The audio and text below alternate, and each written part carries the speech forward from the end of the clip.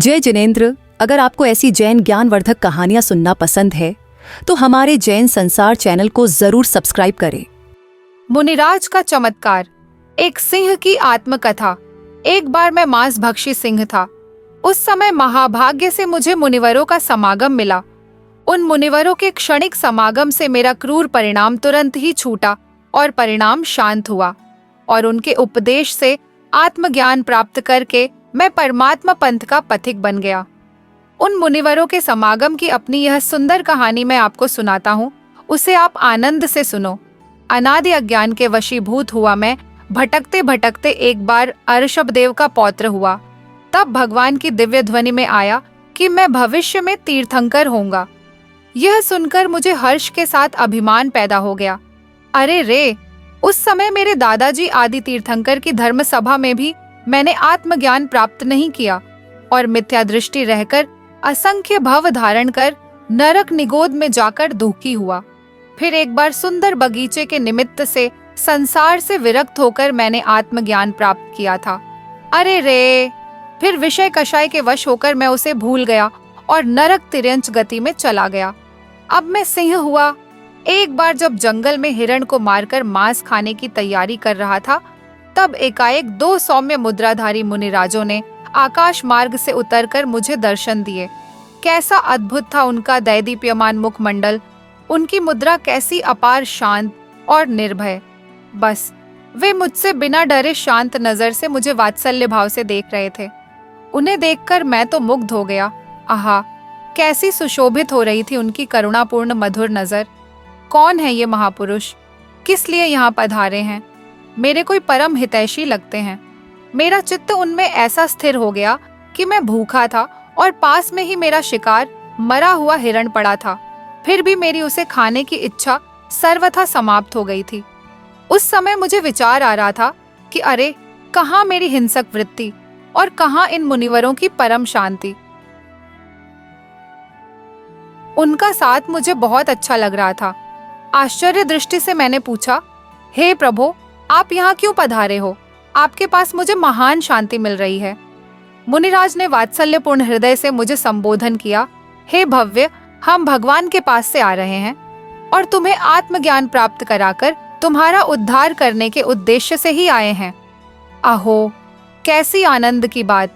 ऐसे महान महात्मा आकाश मार्ग से मेरा उद्धार करने पधारे, और वह भी परमेश्वर के पास से। धन्य भाग्य! अब वे मुझसे क्या कहेंगे, यह सुनने के लिए मैं तड़फने लगा। तब उनके श्रीमुख से अमृत की धारा झरने लगी।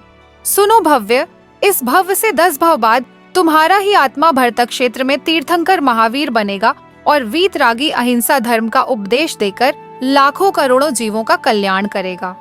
अरे, मैं यह क्या सुन रहा हूँ? मैं तीर्थंकर बनूंगा? अरे, मेरा यह मांसाहार का परिणाम शोभा नहीं देता। मैं यह क्या कर रहा हूँ?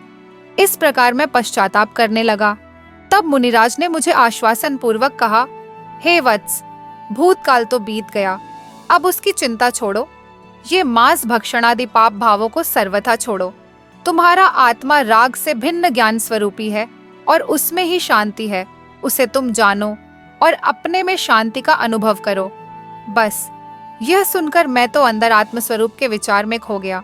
कैसा है आत्मा? राग से भिन्न, हिंसा के भाव से भिन्न, शांत शांत।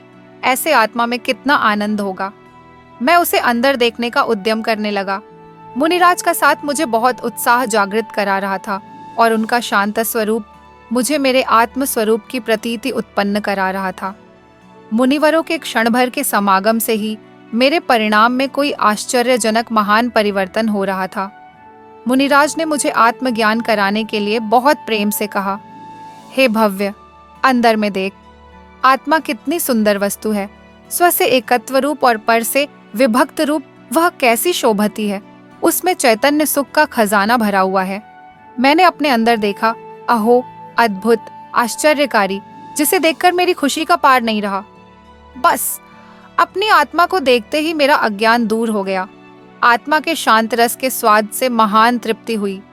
क्रूर कषाय परिणाम से आत्मा भिन्न हो गया और कषाय से भिन्न शांत परमात्मा तत्व को जानकर मैं भी परमात्मा पंथ का पथिक बन गया। इसके बाद आत्म साधना करते करते 10 भव बाद मैं तीर्थंकर महावीर बनूंगा।